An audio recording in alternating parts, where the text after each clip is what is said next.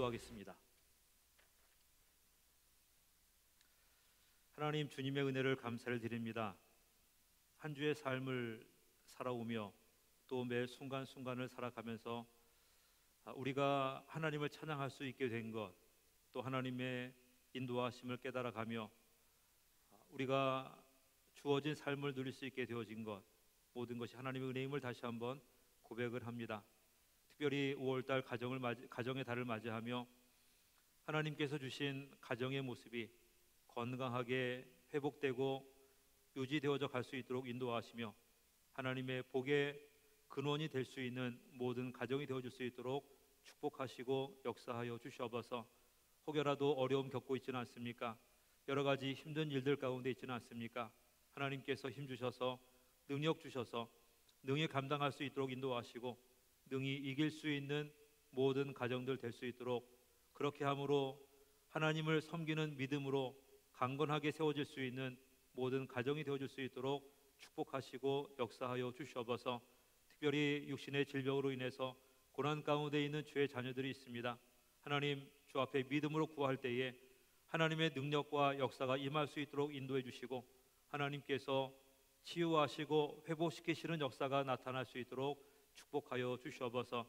이 시간 함께 말씀을 나누기를 원하오니 주신 말씀 가운데 함께 하시고 말씀을 통해서 다시 한번 우리의 믿음을 결단해 갈 수 있도록 역사하여 주시옵소서. 감사드리며 예수님의 이름으로 간절히 기도드렸사옵나이다. 아멘. 우리 옆에 분들과 함께 인사하겠습니다. 하나님의 능력으로 삽시다. 하나님의 능력으로 삽시다. 하나님의 능력으로 삽시다. 예, 꽃을 다 받으셨죠?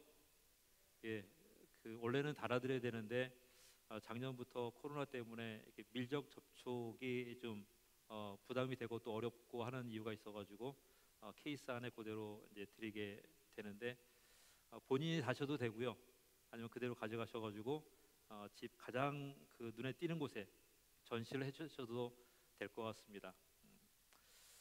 요즘 우리 사회가 살기 어렵다 하는 것이 참 많이 있습니다. 이렇게 어렵다 보니까 결혼하는 결혼의 비율도 많이 감소가 되어지게 됐고요.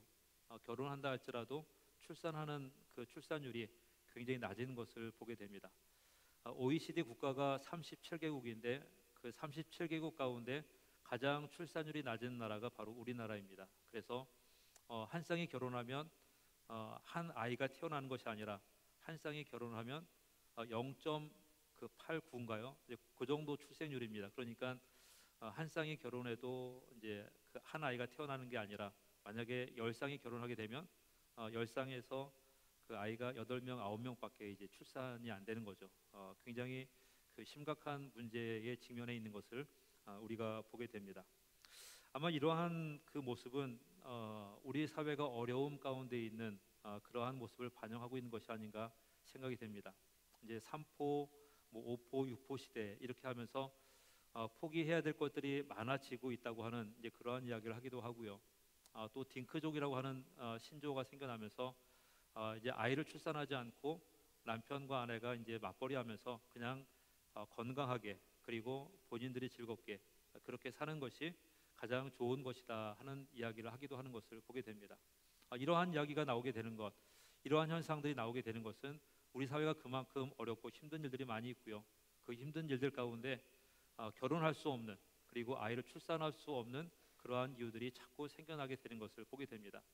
이제 그렇게 이야기하면서 아이를 출산하지 않는 그러한 이유 가운데 이러한 이야기를 합니다. 어떤 이야기냐면, 내가 살아보니 힘이 듭니다. 내가 살아보니 어렵습니다. 내가 살아보니 많은 것들이 두렵기도 하고요, 많은 것들이 짐이 되는 것 같습니다. 만약에 내가 결혼하게 된다고 한다면 내 자녀들에게는 이러한 일들을 물려주고 싶지 않습니다. 그러하기 때문에 그러한 이유로 인해서 자녀를 출산하지 않게 되는 일들이 많이 있는 것, 또 많은 분들이 출산하지 않는 이유들 가운데 이러한 이야기를 하시게 되는 것을 우리가 들을 수가 있게 됩니다. 그만큼 우리가 살아가고 있는 것이 어렵다고 하는 이야기죠. 텔레비전 광고를 보니까 이러한 광고가 참 눈에 띕니다. 어떤 광고냐면 이제 공익 광고인데, 어떤 아이는 차에 안에 있고요, 아버지가 밖에 나갔습니다.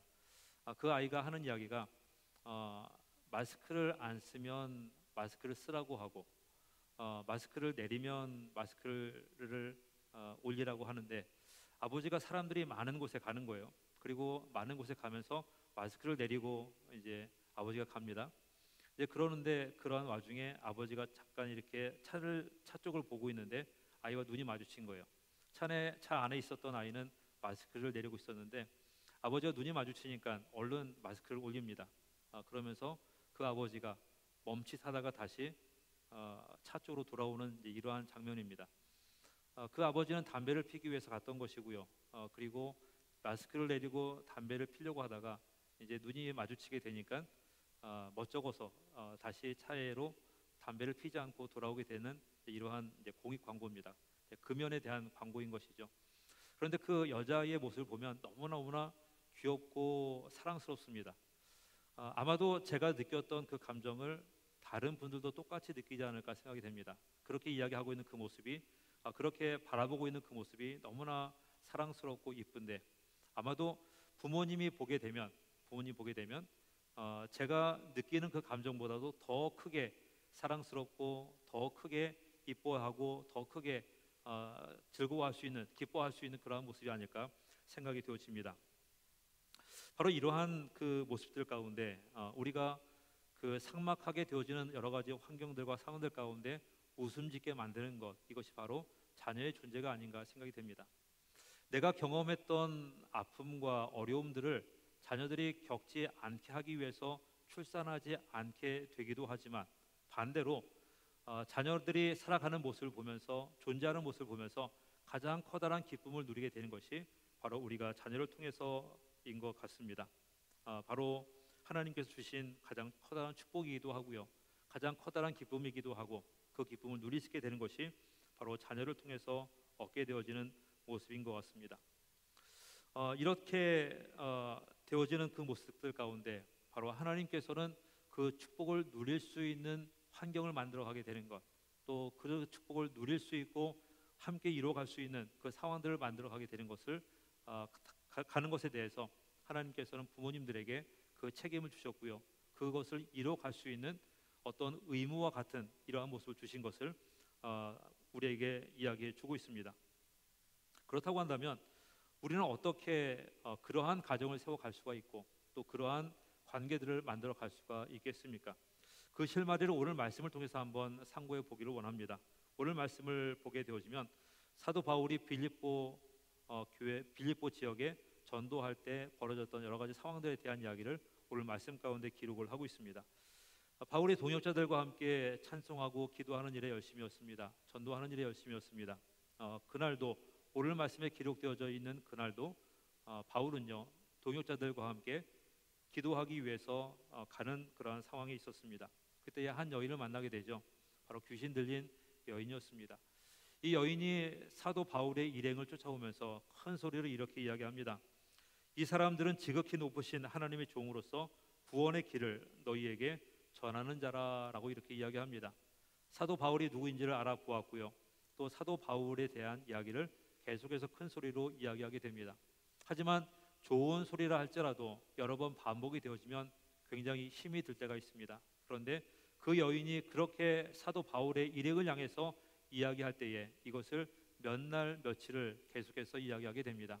이렇게 이야기하다 보니까 계속 쫓아다니면서 하는 이야기 속에서 사도 바울은요 사역하는데 방해를 받게 되고요, 또 여러 가지 일들이 번거롭게 되었습니다. 그래서 사도 바울이 그 여인에게서 귀신을 쫓아내게 됩니다. 그런데 그 일을 행하였을 때에, 그 기적을 행하였을 때에 바로 사도 바울에게 여러 가지 곤란한 상황들이 만들어지게 되어집니다. 바로 그 귀신 들린 여인을 통해서 장사를 하고 돈벌이를 하던 사람들이 있었습니다. 그들이 돈벌이가 막히게 되고요, 더 이상 돈을 벌 수 없는 상황이 되었다고 하는 것입니다. 그렇게 됨을 통해서 그 사람들이 바로 그 사도 바울의 일행들을 고소하게 되고요, 그리고 사도 바울의 일행은 감옥에 갇히게 되어지는 그러한 일들이 벌어지게 되었다고 하는 것입니다. 그렇게 이제 그러한 일들이 벌어지게 되었을 때에 그 고난, 그 어려움들, 이러한 것이 사도 바울이 가지고 있었던 어려움, 사도 바울이 가지고 있었던 열정, 이러한 것들을 삭히지는 아니하였던 것을 오늘 말씀을 통해서 보게 됩니다. 상황이 바뀌었지만 고난이 그에게 찾아왔지만 여전히 사도 바울은요, 찬송하고 기도하는 일에 열심히였었고요, 기회가 되기만 하면 복음을 증거하는 일을 쉬지 아니하였던 것을 오늘 말씀 가운데 기록해 주고 있습니다. 감옥에 갇혀 있어도 전도하는 일을 계속합니다. 감옥에 갇혀 있어도 기도하는 일을 계속합니다. 찬송하는 일을 같이 계속하고 있었습니다. 그 찬송과 기도의 소리를 감옥에 갇혀 있던 많은 죄수들이 듣게 되고요, 그리고 죄수들을 지키고 감옥을 지켰던 간수들도 그 찬송과 기도의 소리를 듣게 되었습니다. 그때에 그 감옥 안에서 놀라운 기적의 일이 한 가지 벌어지게 됩니다. 바로 지진이 나게 되고요, 그리고 모든 감옥의 문이 열리게 되는 그러한 상황이었습니다. 졸고 있던 한 간수가 그 상황을 목격을 합니다. 눈을 떠보니 큰 지진이 일어나서 눈을 떠보니 가장 먼저 맞닥뜨렸던 것이 감옥이 열려있던 그러한 상황이었습니다. 그것을 맞닥뜨렸던, 그것을 보았던 간수는 혼자 생각하기를 죄수들이 다 도망갔나 보다 라고 이렇게 생각을 하게 됩니다. 죄수들이 도망가게 되면 죄수를 지키고 있었던 간수는요, 큰 어려움을 겪게 되고, 그 어려움은 본인만 겪는 것이 아니라 그의 가정도 겪어야만 하는 그러한 일이었습니다. 가정을 지키기 위해서 그 간수가 결정하게 됐던 것이 무엇이냐면, 내 스스로 목숨을 끊어야 되겠다. 그렇다고 한다면 이것으로 인한 피해들이 내 가정에는 미치지 않겠지라고 하는 생각을 하게 됩니다. 목숨을 끊으려고 하는 순간 사도 바울이 큰 소리로 외칩니다. 멈추시오, 멈추시오. 우리가 여기 있습니다. 우리가 도망가지 않았습니다. 라고 이렇게 이야기하게 됩니다. 그때에 이 간수가 갑자기 사도 바울에게 질문합니다. 내가 어떻게 하면 구원을 얻을 수 있습니까? 그 질문에 대해서 사도 바울은요, 평소에 복음을 전했던 그 내용대로 이렇게 이야기합니다. 주 예수를 믿으시오. 그러면 당신과 당신의 가정이 구원을 얻을 것입니다. 라고 이렇게 이야기합니다. 이러한 이야기를 이제 종합해 보게 되어지면 간수는요, 간수의 아내와 자녀들과 더불어서 예수를 믿게 되고요, 예수를 영접하게 되고, 모든 가정이 함께 하나님을 믿으며 구원을 받게 되는 역사를 경험하게 됩니다. 그리고 성경은 기록하기를 그들에게 기쁨이 충만하였다라고 이야기해 주고 있습니다. 이러한 모습은 아마도 그리스도인의 가정들이 닮기를 원하는 모습이 아닐까 생각이 됩니다. 우리의 가정을 보게 되면 우리가 하나님을 함께 예배하고 섬기며 찬송하며 함께 세례를 받고 믿음을 고백하며 그 믿음 가운데 함께 즐거워할 수 있는 것, 그것이 바로 우리의 가정이 되길 원하고요, 우리의 가정이 이러한 모습 되기를 우리가 기도하고 소원할 때가 많이 있는 것을 우리가 살아가면서 함께 경험을 하고 고백을 하게 됩니다. 바로 그러한 가정 되기 위해서 무엇이 필요할까요? 오늘 말씀을 읽어보게 되면 그 가정을 이뤄가는데 필요한 실마리들이 기록되어져 있는 것을 발견할 수가 있습니다. 첫 번째는 우리에게 필요한 것이 있습니다. 그것이 무엇이냐면 하나님의 말씀을 듣는 일입니다. 오늘 말씀에 보니까 간수장의 가정이 사도 바울이 복음을 증거할 때에 그 복음의 메시지들을 들었다라고 성경은 기록해 주고 있습니다.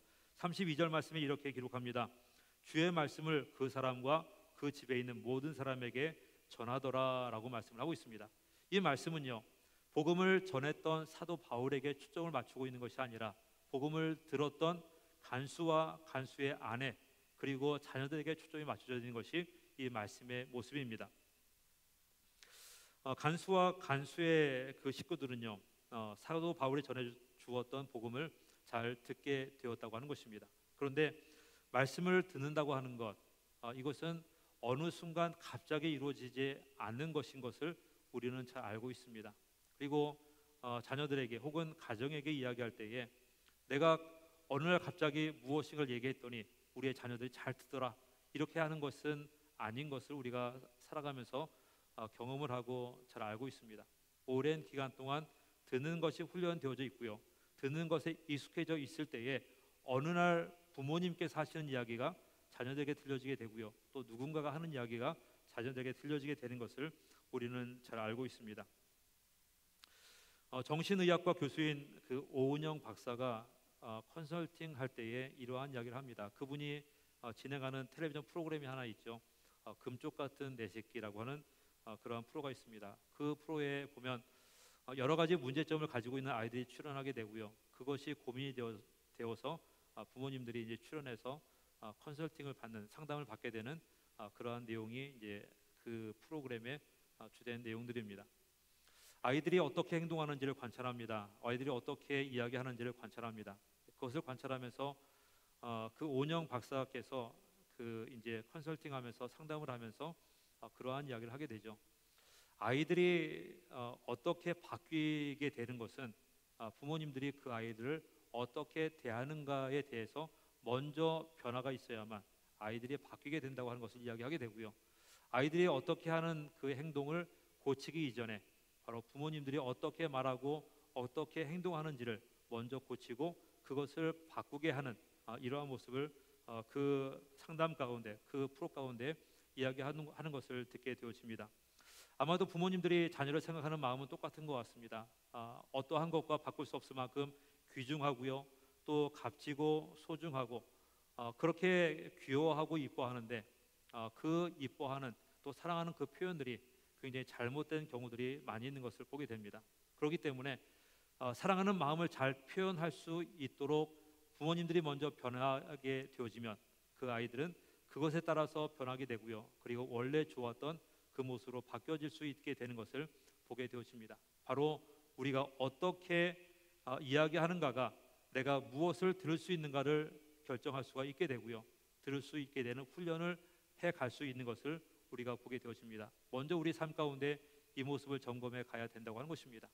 우리 자녀들이 만약에 내 말을 듣지 않는다고 한다면 내가 도대체 어떻게 이야기했길래 우리 자녀들이 내가 하는 이야기를 듣지 않을까? 그것을 먼저 고심해 볼 수 있는, 먼저 상고해 볼 수 있는 우리가 되기 원하고요.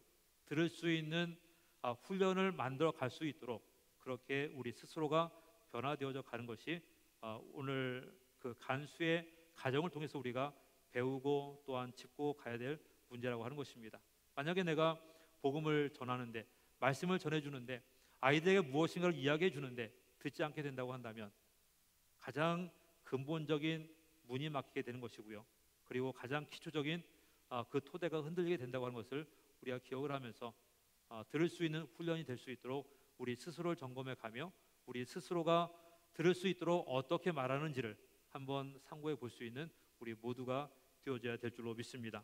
두 번째로요, 간수의 가정은 온 가족이 함께 했던 그 모습에 우리가 주목을 해야 된다고 하는 것입니다. 사실 요즘은요, 예전과는 다른 가족의 모습을 가지고 있습니다. 우리가 해야 하는 일들이 많고요, 우리의 삶이 너무나 바쁘기 때문에 가족과 함께 시간을 보낸다고 하는 것은 참으로 어려운 그런 일인 것 같습니다. 아마도 많은 분들이 자녀를 키우시면서 경험하게 되는 것은 초등학교를 지나면서 이제 중학교로 들어가면서 아이들과 더 이상 어디를 가거나 혹은 함께 시간을 보내는 것이 어렵다고 하는 것을 많은 분들이 아마 잘 알고 계실 것입니다. 이제 학교 가는 시간이 많고 늦게 끝나게 되고 또 학원도 가야 되고요, 또 친구들도 만나게 되는 시간들이 많다 보니까 이제 부모님들이 아이들과 함께 시간을 보내는 것이 참으로 어려운 그러한 시대를 살아가고 있습니다. 그러나 그러한 상황임에도 불구하고요, 가족이라고 한다면 기꺼이 시간을 보낼 수 있도록 시간을 조절해 줄 수 있거나 혹은 서로가 희생을 하거나 양보해 줄 수 있는 이러한 모습들이 가족 안에 있어야 된다고 하는 것을 우리가 기억해야 된다고 하는 것입니다. 이러한 모습이 나타나기 위해서는 먼저 우리 가운데에 점검해야 될 사항이 한 가지가 있습니다. 이것이 무엇이냐면 감정의 교류가 이루어지고 있는가라고 하는 것입니다. 혹시라도 부모님들이 자녀들에게 강요를 하거나 큰 소리를 지르거나 내가 하는 이야기만 맞다라고 그렇게 이야기하고 있는 것이 아닌지 우리는 한번 점검해 봐야 된다고 하는 것입니다. 그러면 그렇게 된다고 한다면 우리는 감정적인 교류를 하지 못하게 되는데 내가 느끼는 것이 자녀들이 느낄 수 있는 것이 되어야 하고요, 자녀들이 느낄 수 있는 것이 내가 느낄 수 있는 모습이 되어야만 우리는 그 교류들 가운데 함께 시간을 공유해 갈 수 있는 그러한 일들을 우리는 이루어 갈 수가 있게 된다고 하는 것입니다. 자녀와 내가 감정을 교류하지 못하게 되는데 어떻게 같은 일을 할 수가 있게 되어지게 되고 어떻게 같은 생각을 할 수가 있게 되어지게 되고 어떻게 같은 것을 바라볼 수 있는 그러한 모습이 되어지게 되겠습니까?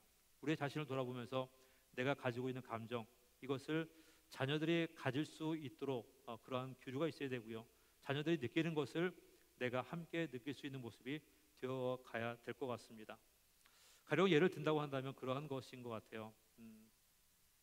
부모님들이 꽃을 바라보면서 꽃이 참 아름답다 이렇게 느끼시면 자녀들이요 그 부모님들이 느끼는 그 감정을 이해할 수 있어야 된다고 하는 것이죠. 꽃을 바라보면서 아름답다고 이렇게 이야기하고 있는데 자녀들이 만약에 도대체 무슨 얘기를 하는지 모르겠어요. 어떻게 꽃을 보면서 아름답다고 생각하십니까? 이 바쁜 세상에 아름다운 것은 빌딩이 아름답지 않습니까? 이렇게 이야기하게 된다고 한다면 그 관계는요 전혀 교류가 생길 수가 없게 되고 공통 분모가 생길 수 없게 된다고 하는 것입니다. 거꾸로도 마찬가지죠. 자녀들이 무엇인가를 바라보면서 참 좋다, 참 즐겁다라고 느끼고 있는데 부모님들이 야 그게 뭐가 좋아? 아이고 얘 참 안 되겠네. 이렇게 이야기하게 된다고 한다면 그 관계는요 전혀 연결될 수 없는 공유할 수 없는 그러한 관계가 되어지게 된다고 하는 것입니다. 그런데 오늘 말씀해 보니까 간수의 가정은요 서로 자녀들이 또 간수와 아내와 더불어서 그러한 감정적인 교류가 이루어질 수 있는 그렇기 때문에 함께 할 수 있는 모습이 있었던 것을 우리가 눈여겨봐야 된다고 하는 것입니다. 이러한 모습이 우리 모두에게 우리의 가정에 있기를 주님의 이름으로 축원을 드립니다. 세 번째는요 기쁨을 공유할 수 있어야 된다고 하는 것입니다. 우리가 일반적으로 이야기할 때에 세대차라고 하는 것이 있습니다. 세대차라고 하는 것은 어떠한 시대이건 그리고 어떠한 그 지역이건 존재했던 것이 바로 세대 차이에 대한 이야기입니다. 당연히 존재할 수밖에 없는 것이고요. 그리고 세대에 따라서 다른 생각 그리고 다른 감정을 느낄 수밖에 없는 것 아마 이것이 세대 차이에 있어지게 되는 그 필연적인 모습이 아닐까 생각이 됩니다. 그리고 세상이 빨리 흘러가면 흘러갈수록 또 변화가 빨라지면 빨라질수록 이 세대 차이는 더 크고요 더 심화되어지게 될 것입니다. 이 세대 차이가 심각하게 되어지게 된다고 한다면 부모님께서 느끼는 기쁨을 자녀는 이해하지 못하게 되고 자녀가 느끼는 기쁨을 부모님은 이해하지 못하게 될 것입니다. 하지만 그 기쁨을 서로 다른 그 세대 가운데 기쁨을 함께 공유할 수 있다고 한다면 그 가정은 어떠한 가정보다도 가장 건강한 가정이 될 수 있고요 가장 복된 가정이 될 수 있습니다. 그렇다고 한다면 그 기쁨은 어디에서부터 나오게 됩니까? 오늘 말씀을 보니까 바로 하나님을 믿는 믿음으로부터 나오게 됐던 것을 말씀 가운데 기록해 주고 있습니다. 오늘 읽었던 말씀 마지막 부분에 보게 되면 그들이 하나님을 믿게 되고요 그 믿음 가운데에 온 가정이 함께 기뻐했다라고 오늘 성경은 기록해 주고 있습니다. 바로 이러한 모습이 우리 가운데 있어야 된다고 하는 것입니다. 모든 세대가 함께 하나님을 믿는다고 한다면 그 믿음 가운데에 하나님 앞에서 함께 기쁨을 느낄 수 있는 가정이 될 수가 있게 되고요 그리고 그 가정 가운데에 하나님의 놀라운 은혜가 하나님의 놀라운 역사하심들이 체험되어지고 경험되어지게 된다고 하는 것입니다. 우리도 이러한 모습이 있어져야 될 줄로 믿습니다. 부모님이 믿는 그 하나님을 자녀들이 똑같이 믿어야 되고요 그리고 하나님을 경험했던 그 경험이 자녀들도 똑같이 경험되어지고 체험되어져 가야 된다고 하는 것입니다. 부모님이 섬기는 하나님과 자녀들이 섬기는 하나님이 달라서는 안 된다고 하는 것입니다. 부모님은 이러한 하나님을 믿고 있는데 자녀들은 이러한 하나님을 믿으면서 그 믿음의 종류가 서로 달라진다고 한다면 그 가정은 하나님 때문에 기쁨을 누리지 못하고 기쁨을 얻지 못하게 된다고 하는 것입니다. 사실 그러한 가정이 참 많이 있는 것 같습니다. 하나님을 똑같이 섬기긴 하는데 부모님이 섬기는 하나님과 자녀들이 섬기는 하나님이 다른 거예요. 그러다 보니까 그 믿음의 종류가 다르다 보니까 서로 다른 믿음 때문에 분쟁이 벌어지게 되고 다툼이 벌어지게 되고요 서로 이해하지 못하게 되는 그런 현상들이 가정 가운데 일어나게 되는 것을 보게 되어집니다. 그것만큼 커다란 차이가 없는 것 같습니다. 그것만큼 커다란 어떤 그 세대 차이가 없는 것 같습니다. 그러한 세대 차이를 같은 신앙과 같은 믿음으로 줄여갈 수 있는 우리 모두가 될 수 있을 때에 함께 기쁨을 공유할 수가 있게 되고요 함께 기쁨을 누릴 수 있는 가정으로 세워갈 수가 있게 될 것입니다. 건강하고 따뜻한 가정, 기쁨이 넘치는 가정, 아마도 모든 분들이 함께 기대하고 원하는 가정의 모습일 것입니다. 그러한 가정을 세워갈 때에 바로 하나님의 은혜와 능력이 그 가운데에 있게 되고요. 하나님께서 새롭게 하시는 은혜가 매 순간 고백되어져 가게 될 것입니다. 그런데 그러한 가정은요, 모든 사람이 누릴 수 있는 것은 아니죠. 그리고 반대로 모든 사람이 그 가정을 누릴 수가 있습니다. 거기에는 조건이 있기 때문에 그렇습니다. 어떠한 조건이냐면 지금 말씀을 나눈 것처럼 말씀을 들을 수 있는 훈련이 되어져 있을 때에, 그리고 온 가족이 함께 할 수 있는 감정의 교류가 있을 때에, 그리고 같은 믿음, 그 믿음을 가지고 함께 기뻐할 수 있을 때에 그 가정은 함께 기뻐할 수 있고 함께 즐거움을 나눌 수 있는 가정이 되어질 수 있다고 하는 것입니다. 가정은요, 하나님께 주신 가장 축복된 터전입니다. 세상에서 가장 큰 평안을 누릴 수 있는 곳 가정입니다. 세상에서 가장 커다란 기쁨을 얻을 수 있는 곳 가정입니다. 하나님께서는 가장 아름답게 만드셨고요, 가장 즐거운 장소, 즐거운 터전으로 만드신 것이 바로 가정이라고 하는 것입니다. 그 가정을 이루어 갈 수 있는 것은 바로 우리가 하나님 앞에 어떠한 모습을 가지고 있는가에 따라서 달라지게 될 것인데, 바로 그러한 가정을 함께 믿음으로 세워갈 수 있는 우리 모두가 되어져야 될 줄로 믿습니다. 내가 가지고 있는 고집 속에 빠져 있지 말고, 내가 가지고 있는 편협된 생각 속에 빠져 있지 말고, 하나님께서 말씀하시는 대로 함께 이루어가며 따라가며 순종하며 그렇게 아름다운 믿음의 가정을 함께 세워갈 수 있는 우리 모두가 되시기를 주님의 이름으로 축원을 드립니다. 우리 함께 기도하겠습니다.